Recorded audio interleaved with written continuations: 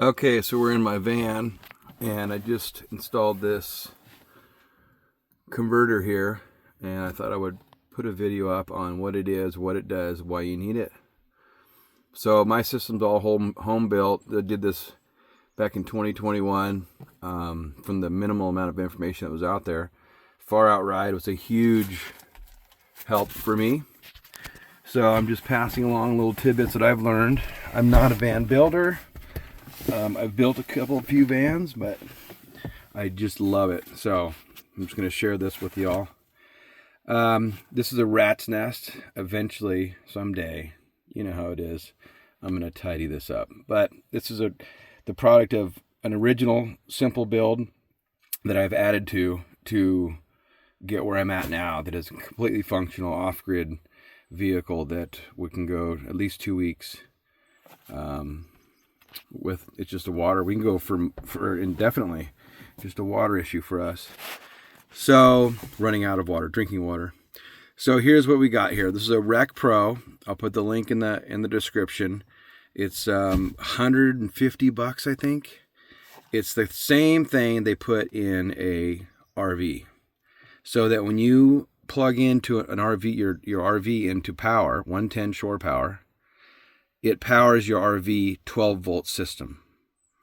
Okay, so that's what we're doing here. We're taking a plug that's outside the van, I'll show you in a second, that will power the 110 from the house, from the outside world, will power your van's 12-volt system. That being the lighting, the refrigerator. Even though the refrigerator can run on 110, there's an option for that, but why bother with this?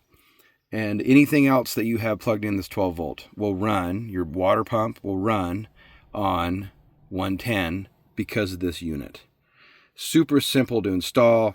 You're just coming in with your outside power cable, which is get a decent gauge one, a good heavy duty extension cord. Run that to the outside. Well, I'll show you where I put mine. Into the unit, comes out of the unit, goes into your bus bars. Simple, right? Red, black, and the third one here goes down to the ground of the vehicle chassis ground. So awesome unit, super useful in your van. No doubt you will use this thing. If you had a 12-volt air conditioner that you ran your batteries, which I do not have, you could do the alternative of running the air conditioner off shore power as well, because that would be super beneficial. And then also, the way it ties in, it'll run your 120 stuff as well.